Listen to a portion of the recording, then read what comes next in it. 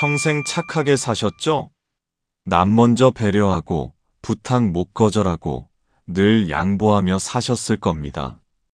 그게 당연하다고 배우셨고 그렇게 사는 게 옳다고 믿으셨을 겁니다. 그런데 요즘 이런 생각 드신 적 없으세요? 왜 나만 손해보는 것 같지?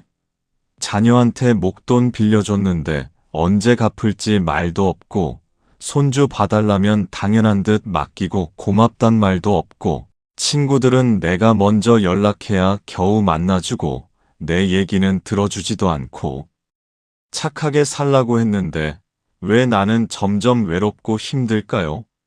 왜 나는 존중받지 못하는 것 같을까요? 혹시 이런 생각도 해보셨나요? 내가 착한 게 아니라 그냥 바보였나? 내가 너무 호구처럼 산 건 아닐까? 아닙니다. 당신은 틀리지 않았습니다. 당신의 착함은 진짜였습니다.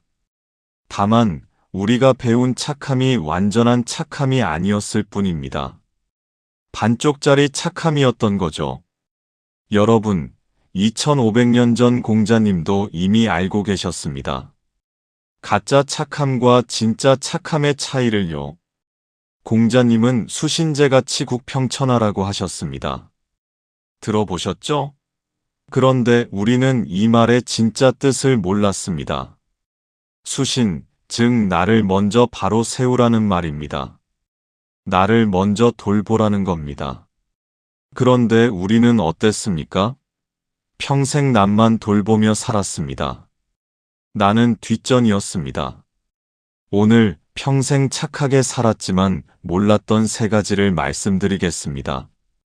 공자님이 가르쳐 주신 진짜 착함의 비밀입니다. 이 세 가지만 아셔도 당신의 남은 인생이 완전히 달라집니다. 더 이상 손해보지 않으면서도 여전히 착한 사람으로 살 수 있습니다. 아니, 오히려 더 존중받고 더 사랑받는 진짜 착한 사람이 되실 겁니다. 자, 이제 시작하겠습니다. 첫 번째 비밀 수신입니다. 공자님은 수신제같이 국평천하라고 하셨습니다. 나를 닦고 집안을 다스리고 나라를 다스리고 천하를 평안하게 한다. 이 순서를 보세요. 가장 먼저 나옵니다. 수신, 즉 나를 먼저 바로 세우는 겁니다. 그런데 우리는 어떻게 배웠습니까? 나는 나중이고 남이 먼저라고 배웠습니다. 자녀가 먼저고 남편이 먼저고 부모님이 먼저고 친구가 먼저였습니다. 나는 맨 마지막이었습니다. 아니, 아예 없었습니다. 그렇게 살다 보니 어떻게 됐습니까? 몸은 아픈데 병원 갈 시간도 없고 하고 싶은 것도 없어졌고 친구 만날 여유도 없고 내가 누군지도 모르겠고 그냥 누군가의 엄마, 누군가의 아내, 누군가의 며느리로만 살았습니다. 여러분, 이게 진짜 착함일까요? 공자님은 뭐라고 하셨습니까? 수신이 먼저라고 하셨습니다. 왜 그럴까요? 나무를 한번 생각해 보세요. 뿌리가 튼튼해야 가지가 뻗고 열매가 맺히지 않습니까? 뿌리가 썩었는데 무슨 열매를 맺겠어요? 뿌리가 말라버렸는데 무슨 꽃을 피우겠어요? 당신이 그 뿌리입니다. 당신이 건강해야 자녀도 돌볼 수 있고, 가족도 돌볼 수 있고, 친구도 도울 수 있습니다. 당신이 무너졌는데 누구를 돕겠습니까? 실제로 한 연구 결과가 있습니다. 70대 어르신 1000명을 10년간 추적 조사했습니다. 그 중에 절반은 나를 먼저 돌보는 그룹, 나머지 절반은 남만 돌보는 그룹으로 나눴습니다. 10년 후 결과가 어땠을까요? 나를 먼저 돌본 그룹은 건강 상태가 좋았고, 자녀와의 관계도 좋았고, 우울증 비율도 낮았습니다. 반대로 남만 돌본 그룹은 만성질환이 많았고, 오히려 자녀와의 관계도 나빴고, 우울증과 불면증이 심했습니다. 더 충격적인 건 이겁니다. 남만 돌본 그룹의 자녀들을 인터뷰했더니 엄마가 너무 희생해서 부담스러웠다. 차라리 자기 인생 좀 사셨으면 좋겠다라고 답했습니다. 여러분, 이게 뭡니까? 자녀를 위해 희생했는데 정작 자녀는 그걸 원하지 않았던 겁니다. 오히려 건강하고 행복한 부모를 원했던 겁니다. 최근 뇌과학 연구에서도 이게 증명됐습니다. 자기 자신을 돌보지 않는 사람의 뇌를 조사해 봤더니 스트레스 호르몬인 코르티솔이 엄청나게 높게 나왔습니다. 이 코르티솔이라는 게 뭐냐면 우리 몸을 망가뜨리는 독소 같은 겁니다. 이게 높으면 혈압 올라가고 당뇨 생기고 불면증 생기고 우울증까지 옵니다. 그런데 더 큰 문제가 있습니다. 코르티솔이 높은 상태에서는 타인을 돌보는 능력도 떨어진다는 겁니다. 쉽게 말해서 내가 지쳐 있으면 남을 제대로 도울 수도 없다는 거예요. 억지로 돕긴 하는데 마음은 없고 짜증만 나는 겁니다. 그럼 받는 사람도 기분이 안 좋죠. 뭐 이렇게 마지못해 해줘? 이렇게 되는 겁니다. 결국 나도 힘들고 상대도 고맙지 않고 아무도 행복하지 않습니다. 이게 가짜 착함입니다. 그럼 진짜 착함은 뭡니까? 나를 먼저 돌보는 겁니다. 내 몸이 건강하고 내 마음이 평안하고 내가 행복한 상태에서 남을 돕는 겁니다. 그래야 진심으로 도울 수 있고 기쁘게 도울 수 있고 상대도 진짜 고마워합니다. 공자님이 바로 이걸 말씀하신 겁니다. 수신이 먼저다. 공자님은 또 이렇게 말씀하셨습니다. 군자무본 본리비도생. 군자는 근본을 힘쓴다. 근본이 서야 도가 생긴다. 그 근본이 뭡니까? 바로 나 자신입니다. 나라는 뿌리가 튼튼해야 착함이라는 열매가 맺히는 겁니다. 그럼 구체적으로 어떻게 해야 할까요? 어렵지 않습니다. 하루에 딱 30분만 나를 위한 시간을 가지세요. 에이, 30분도 없어요. 아닙니다. 있습니다. TV 보는 시간, 스마트폰 만지는 시간 다 합치면 하루에 몇 시간입니까? 그 중에 딱 30분만 나를 위해 쓰는 겁니다. 산책해도 좋고, 책 읽어도 좋고, 좋아하는 음악 들어도 좋고, 그냥 가만히 앉아서 차 한 잔 마셔도 좋습니다. 아무것도 안 해도 됩니다. 그냥 나를 위한 시간. 처음엔 죄책감 들 겁니다. 내가 이러고 있을 때가 아닌데, 저녁 준비해야 하는데, 설거지해야 하는데, 이런 생각 들 겁니다. 그때 이렇게 말하세요. 공자님도 수신이 먼저라고 하셨어. 나를 돌보는 게 가장 먼저야. 한 60대 여성분 이야기를 들려드리겠습니다.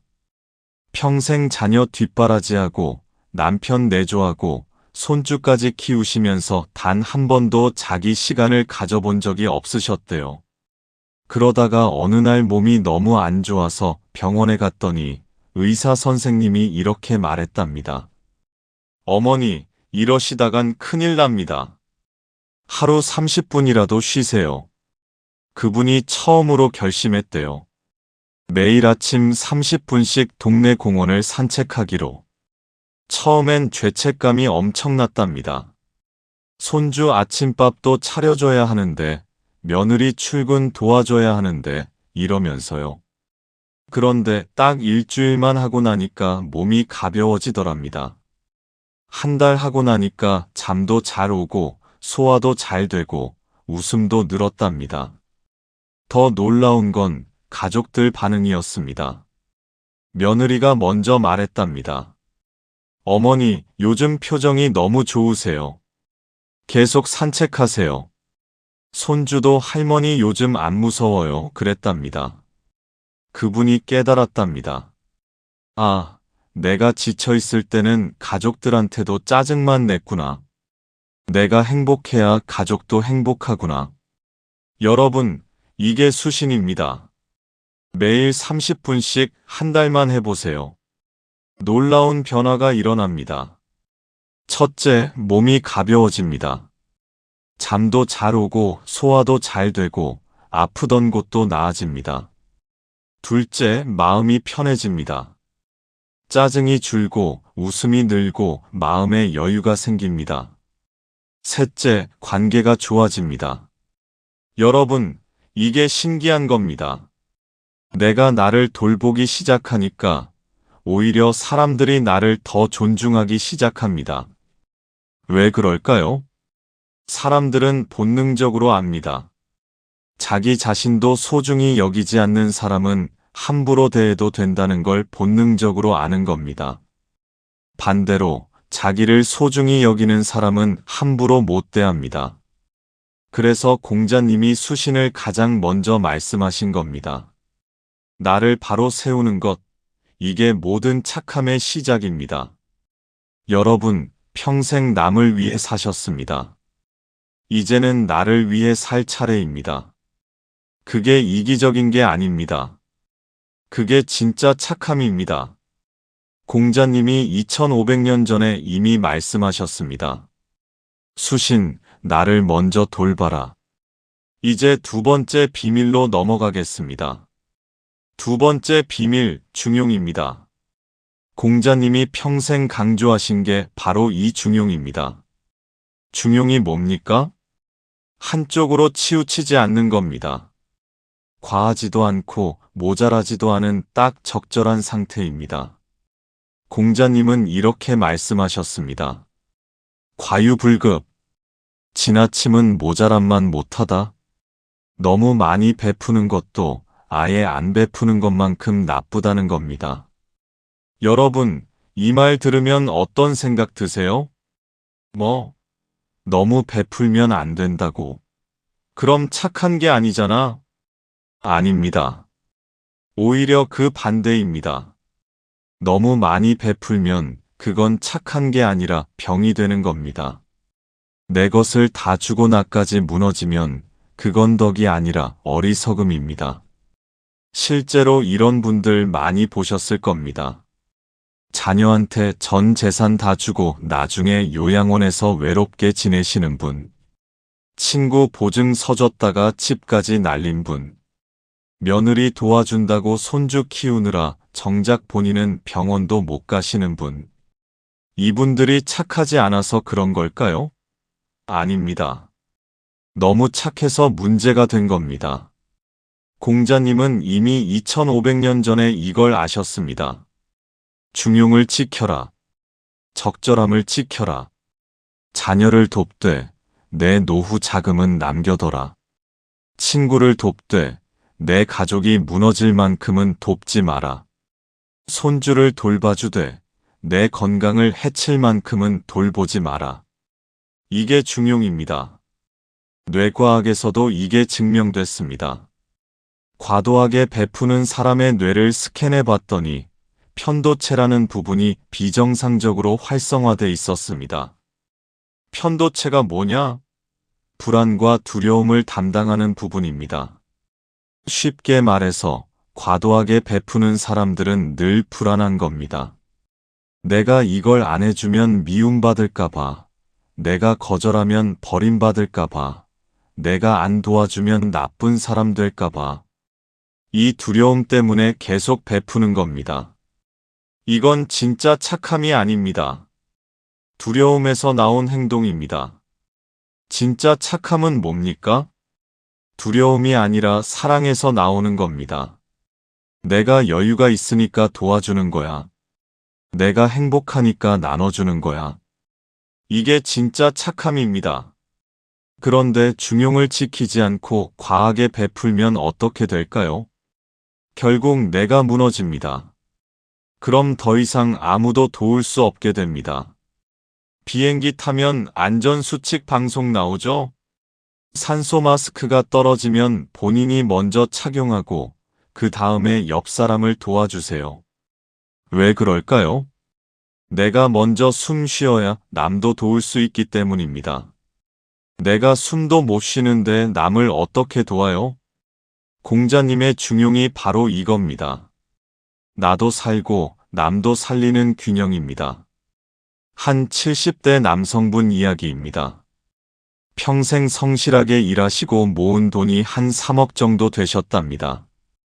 그런데 아들이 사업한다고 그 돈을 다 달라고 했답니다. 처음엔 고민하셨대요.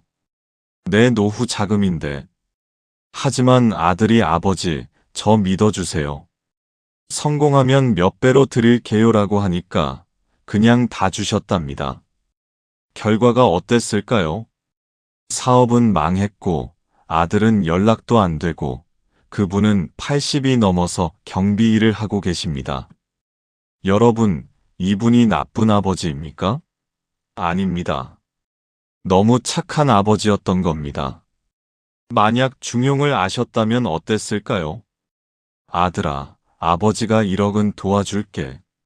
나머지는 네가 대출받아라. 나도 노후 준비는 해야 한다. 이렇게 말씀하셨을 겁니다.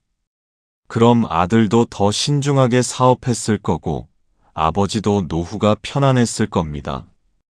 이게 중용입니다. 무조건 다 주는 게 사랑이 아닙니다. 적절하게 주는 게 진짜 사랑입니다. 그럼 구체적으로 어떻게 중용을 지킬 수 있을까요? 간단합니다. 이번엔 내가, 다음엔 내가 이 원칙을 기억하세요. 친구가 밥 먹자고 합니까? 좋아, 이번엔 내가 살게. 다음엔 네가 사. 자녀가 손주 봐달라고 합니까? 좋아, 이번 주는 내가 봐줄게. 다음 주는 네가 알아서 해. 친구가 돈 빌려달라고 합니까? 내가 줄 수 있는 건 이만큼이야. 나도 생활이 있어. 처음엔 말하기 어려울 겁니다. 이렇게 말하면 섭섭해하면 어떡하지? 여러분, 진짜 당신을 아끼는 사람은 이해합니다. 아, 그러시겠구나. 당연하지. 오히려 당신을 더 존중합니다. 반대로 이 말 듣고 화내는 사람은 어떤 사람입니까? 당신을 호구로 본 사람입니다. 그런 사람 관계는 정리하는 게 맞습니다.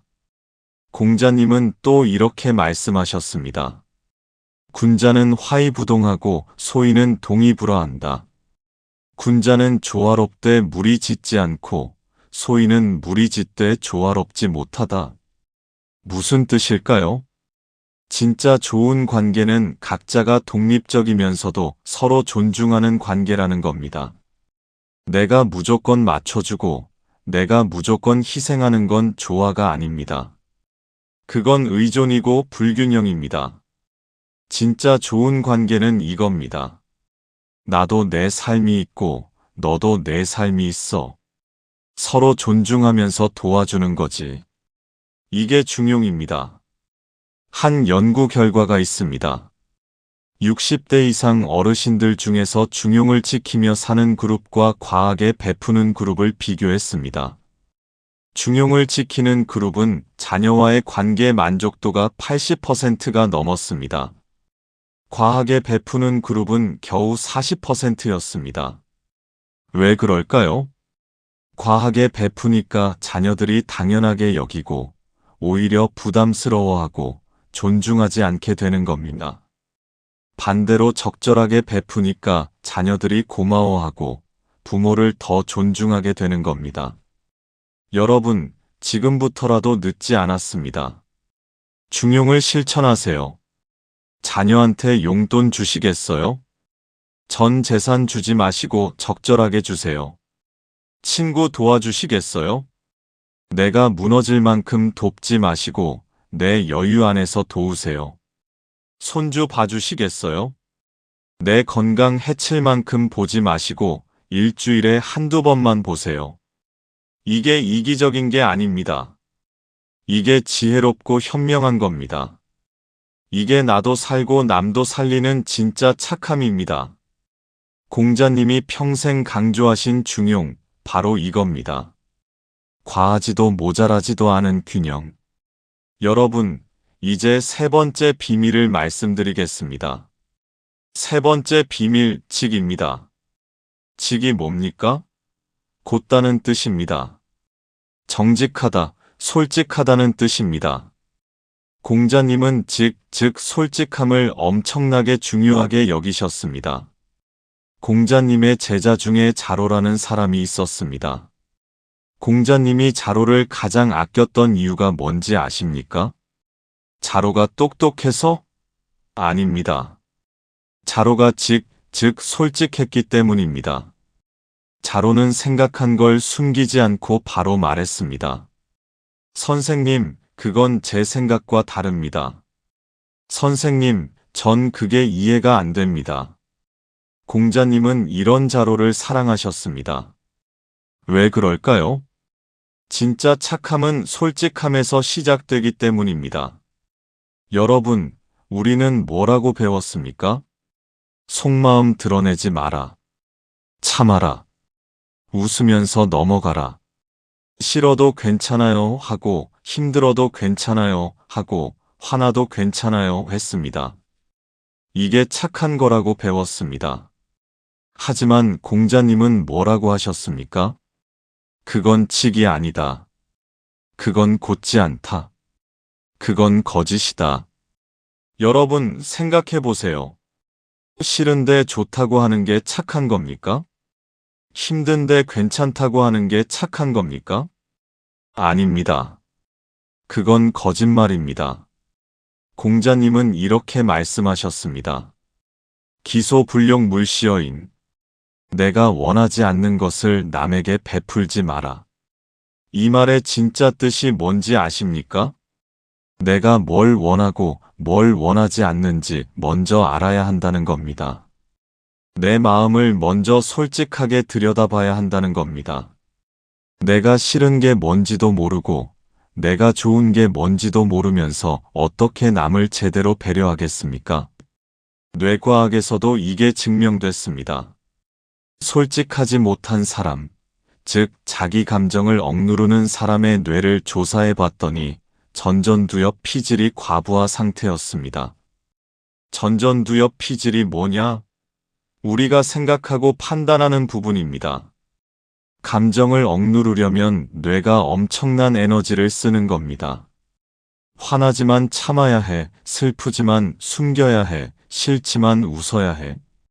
이걸 하루 종일 하면 뇌가 지쳐버립니다. 그럼 어떻게 될까요?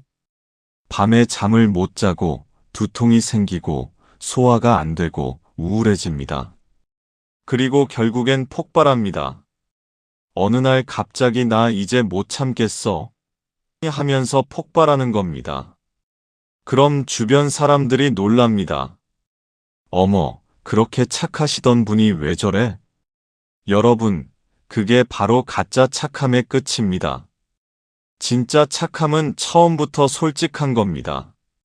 미안한데, 나 이건 좀 힘들어. 고맙지만 나 이건 못해. 사랑하지만 나도 내 시간이 필요해. 이렇게 말하는 게 진짜 착함입니다. 한 60대 여성분 이야기입니다. 평생 며느리 눈치 보며 사셨답니다. 며느리가 어머니 손주 좀 봐주세요 하면 무조건 그래 하셨답니다. 사실은 무릎도 아프고 허리도 아프고 친구들도 만나고 싶은데 다 참으셨답니다. 그렇게 5년을 살았습니다. 그러다가 어느 날 몸이 너무 안 좋아서 쓰러지셨답니다. 병원에 입원하셨는데 의사 선생님이 이렇게 말했답니다. 어머니, 스트레스 때문입니다. 하고 싶은 말 다 하고 사세요. 그날 결심하셨답니다. 이제는 솔직하게 살아보자. 퇴원하고 며느리한테 처음으로 말했답니다. 미안한데 이제 일주일에 2번만 손주 봐줄게. 나도 내 시간이 필요해. 며느리가 뭐라고 했을까요? 화냈을까요? 아닙니다. 어머니, 진작 말씀하시지 그러셨어요. 그럼 우리가 다른 방법 찾죠. 그분이 깨달았답니다. 아, 솔직하게 말했다고 미움받는 게 아니구나. 오히려 서로 편해지는구나. 여러분, 이게 칙입니다. 솔직함이 관계를 망가뜨리는 게 아닙니다. 거짓된 착함이 관계를 망가뜨리는 겁니다. 공자님은 또 이렇게 말씀하셨습니다. 교원영색 선의인. 말을 꾸미고 얼굴빛을 꾸미는 사람 중에 인한 사람이 드물다? 무슨 뜻입니까? 겉으로만 착한 척하는 사람은 진짜 착한 게 아니라는 겁니다. 싫은데 웃고, 화났는데 참고, 힘든데 괜찮은 척하는 건 진짜 착함이 아니라는 겁니다. 진짜 착함은 솔직함입니다. 그럼 솔직하게 말하면 상대가 기분 나쁘지 않을까요? 물론 방법은 있습니다. 첫째, 부드럽게 말하세요. 안 돼. 이렇게 말하지 말고, 미안한데, 이번엔 좀 힘들어서 못 도와줄 것 같아. 이렇게 말하세요.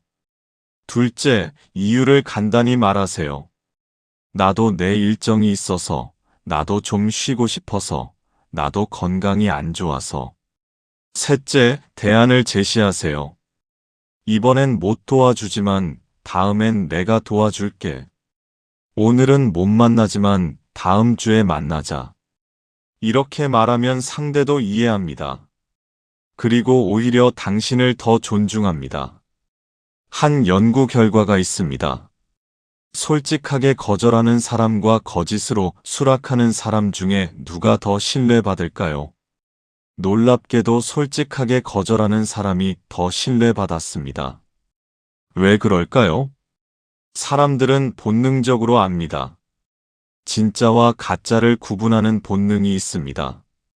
저 사람 겉으로만 웃는데 속으론 짜증나 있네. 이게 느껴지는 겁니다. 그럼 신뢰가 무너집니다. 반대로 솔직하게 미안한데 이번엔 못 도와줄 것 같아라고 말하면 아, 저 사람 정직하구나. 믿을 수 있겠네. 이렇게 되는 겁니다. 공자님이 직을 강조하신 이유가 바로 이겁니다. 진짜 관계는 솔직함에서 시작됩니다. 여러분, 지금부터라도 늦지 않았습니다. 오늘부터 연습하세요. 작은 것부터 시작하세요.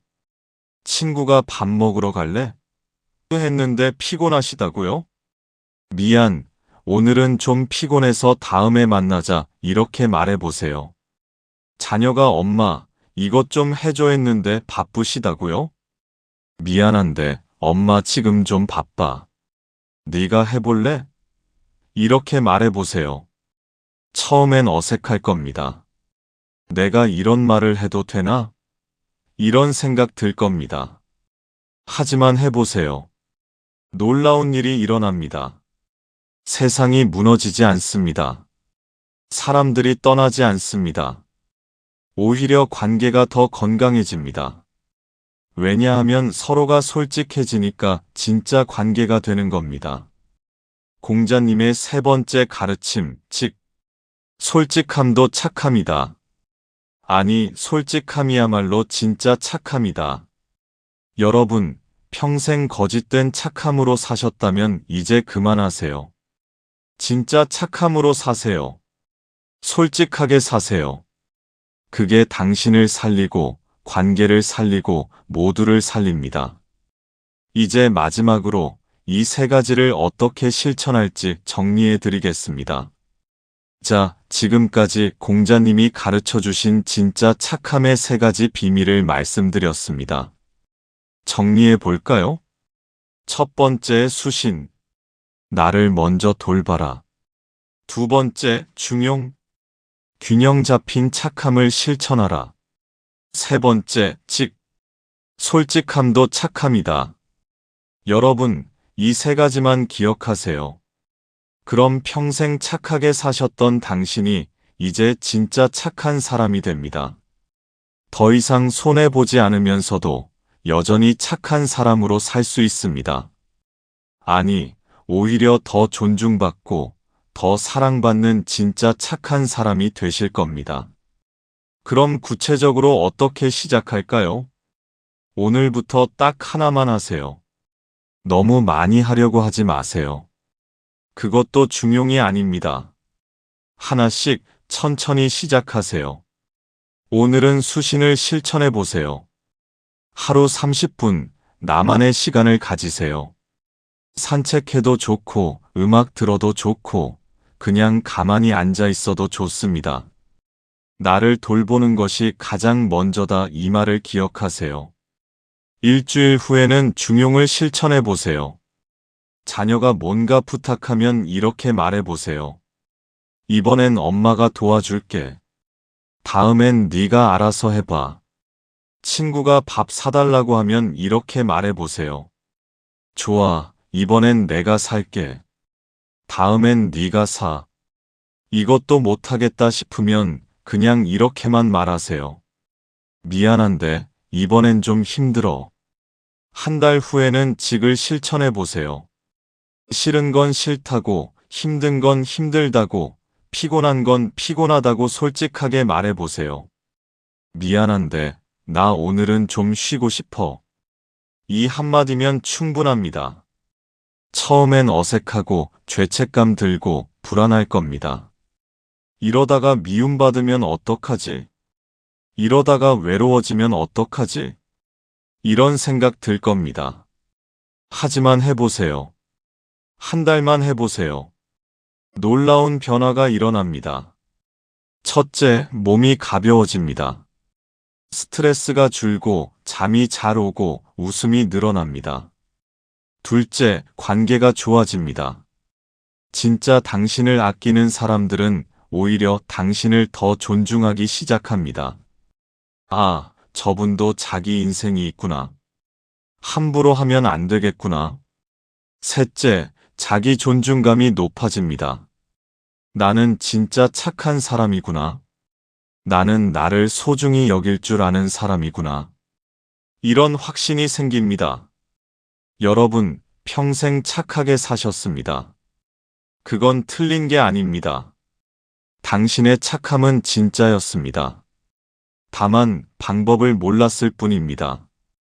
이제 공자님이 가르쳐 주신 진짜 착함의 방법을 아셨습니다. 수신, 중용, 직. 이 세 가지만 실천하세요. 그럼 당신의 남은 인생이 완전히 달라집니다. 더 이상 나만 손해보는 것 같아라는 생각 안 드실 겁니다. 더 이상 내가 바보였나라는 자책 안 하실 겁니다. 대신 이렇게 말하게 되실 겁니다. 나는 진짜 착한 사람이야. 나는 나를 지키면서 남도 돕는 지혜로운 사람이야. 공자님이 2500년 전에 이미 말씀하셨습니다. 군자는 화이부동하고 소인은 동의불허한다. 진짜 좋은 사람은 조화롭되 자기 자신을 잃지 않는다. 여러분이 바로 그런 사람이 되시길 바랍니다.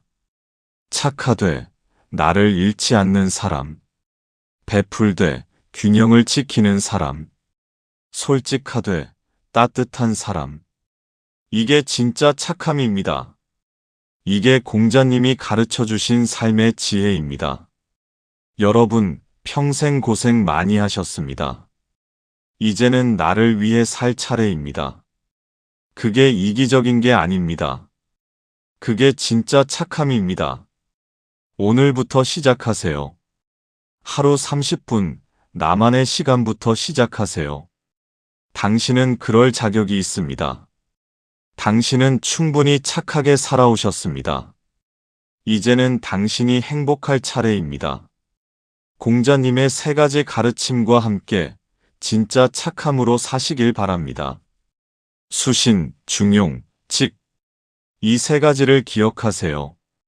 그럼 당신의 남은 인생이 정말 행복해질 겁니다. 오늘 영상이 도움이 되셨다면 옆에 계신 소중한 분들과 꼭 나눠주세요. 그리고 댓글로 여러분의 생각을 들려주세요. 나는 오늘부터 이렇게 실천하겠습니다. 한 줄만 남겨주셔도 큰 힘이 됩니다. 여러분 모두 건강하시고 행복하시길 바랍니다. 감사합니다.